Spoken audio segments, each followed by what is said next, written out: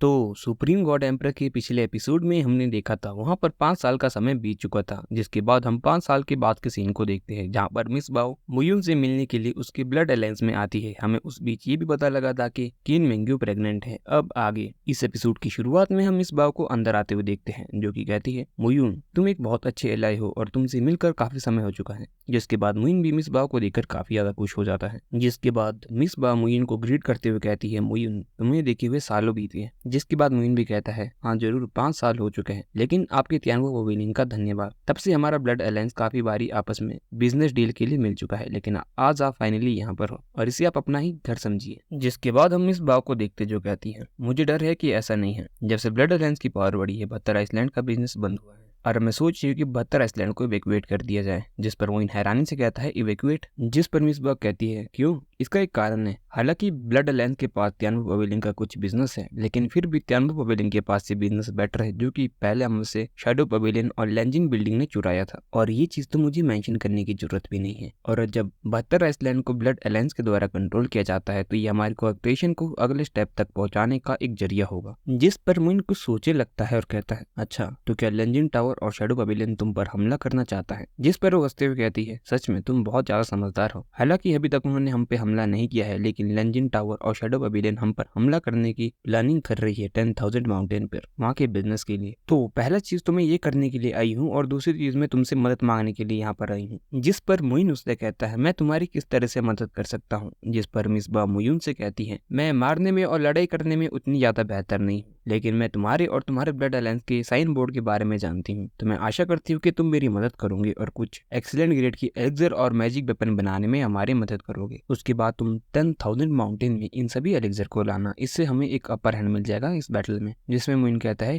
कोई बात नहीं। जिस पर वो आगे मुइन से पूछती है किन मेंग्याओ के बारे में क्या, वो पिछले 3 साल से प्रेग्नेंट है। जिस पर मुइन परेशान होते हुए कहता है पता नहीं क्या, वो बच्चा बाहर ही नहीं आता। जिस पर वो दोनों स्माइल करते हैं और आगे की तरफ बढ़ जाते हैं। जिसके बाद वो दोनों किन मेंग्यू के रूम की तरफ आगे बढ़ते हैं और जैसे ही वो किन मेंग्यू का रूम खोलते हैं वहां पर चारों तरफ आइस जमी होती है। जिसको देखने के बाद मुइन कहता है यहाँ पर तो बहुत ज्यादा ठंड है, मेरा बच्चा इस तरह से ठंड में जकड़ जाएगा और बीमार पड़ जाएगा। जिसके बाद किन मेंग्यू वहां पर टेम्परेचर को नॉर्मल करती है और कहती है नहीं तुम्हें चिंता करने की जरूरत नहीं है, वैसे भी मैं एक छोटे बच्चे की प्रेजेंस को फील कर पा रही हूँ, बट दिक्कत ये है कि बहुत स्लोली ग्रो कर रहा है। जिसके बाद मिसबा वहां पर किन मेंग्यू से कहती है कितनी शानदार बात है, तुमने आइस एम्प्रेस स्पिरिट को अपने काबू में कर लिया है। कहा जाता है कि आइस एम्प्रेस स्पिरिट काफी ज्यादा ताकतवर है और वो सराउंडिंग के एनवायरनमेंट को भी अपने अंदर एब्जॉर्ब कर सकता है। इसकी पावर बहुत ज्यादा ताकतवर है और हजारों लाखों सालों में सिर्फ किसी एक इंसान में आता है, लेकिन इसको कंट्रोल करना बहुत ज्यादा डिफिकल्ट होता है और तुम्हें इस चीज पर अटेंशन देना ही पड़ेगा। जिसके बाद वो आगे किन मेंग्यो की हालचाल किन मेंग्यो से पूछने लगती है। जिसके बाद किन मेंग्यो मिस बाओ से कहती है सिस्टर बाओ आपसे मिलकर अच्छा लगा, काफी समय के बाद हम फिर से मिल रहे हैं। जिसके बाद हम मुइन को देखते हैं जो कि किन मेंग्यो के पास भागते हुए आता है और उसके पेट के पास अपना कान लगाता है। जिस पर किन मेंग्यो कहती है ऐसी हरकतें मत करो वरना इसे भी उन हरकतों की आदत लग जाएगी। जिस पर वो हंसते हुए कहता है अरे एक पिता के गुण तो बच्चे में जाते ही है। जिस पर वहां पर मिस बाओ भी हंसने लगती है। जिस पर मिस बाओ कहती है बाकी एस्पेक्ट को तो ऐसे भी छोड़ दो, जब तक आप बेहतरीन हो इसमें कोई भी फर्क नहीं पड़ता है।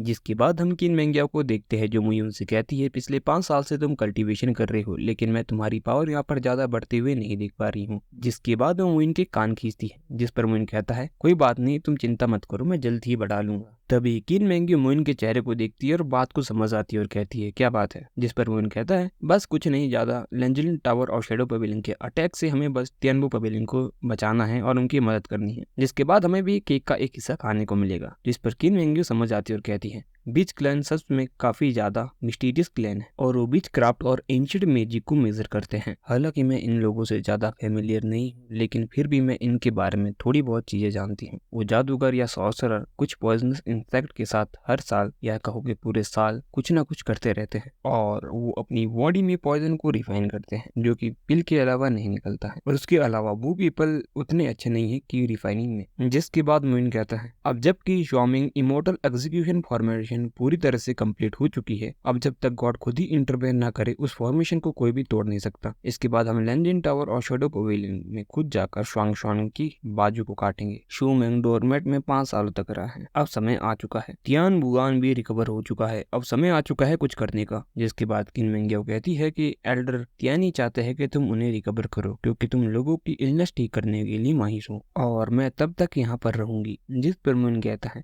कि इतने सालों में भी उनकी इंजरी ठीक नहीं हुई, बेचारे शो जोमेंग, और ऐसा लग रहा है कि मेरा ब्लड अलायंस और ज्यादा प्रसिद्धि पा रहा है। जिस पर मिस बा वहाँ पे हंसते हुए कहने लगती है, ब्लड अलायंस को हर दिन बेहतर से बेहतर होते हुए देखकर सच में मुझे बहुत ज्यादा अच्छा महसूस हो रहा है, स्पेशली ब्लड अलायंस के लीडर मुयुन के लिए। अब मुझे इजाजत दीजिए, मुझे यहाँ से जाना होगा। जिसके बाद वो वहाँ से चली जाती है। जिसके बाद हम अगले सीन में मुइन को एक बिस्तर पर पड़े हुए देखते हैं और मुइन सोचने लगता है मिस बाओलिंगर अब यहाँ से चली जा चुकी है। इसके बाद अगर हम यहाँ से सोल्जर को निकालते हैं इस चीज का फायदा एक्सिट माउंटेन जरूर उठाना चाहेगा। तभी वहाँ पर एक आवाज आती है, बाहर एक बिच है, क्या आप उससे मिलना चाहते हो? जिस पर मुइन हैरानी से कहता है, बुकलैंड का पीपल यहाँ पर है, मुझे उससे मिलना है। जिसके बाद मुइन बाहर आता है। जिसके बाद मुइन उस पर्सन को देखता है और कहता है, मैं तुम्हारा आना यहाँ पर एक्सपेक्ट कर ही रहा था। और ये एपिसोड यहीं पर खत्म हो जाता है। जैसा कि गाइस मैंने आपसे पिछले एपिसोड में कहा था कि टाइम स्किप आ चुका है और ये जो अब हम सीन देख रहे हैं ये 5 साल के बाद का सीन है और अब हमें असली पता लगने वाला है इन 5 सालों में क्या हुआ, मुइन कितना ज्यादा पावरफुल हुआ और क्या मुइन अब शोंगकोंग माउंटेन से लड़ाई करने के लिए फाइनली तैयार हो चुका है, वो भी अपने दम पर।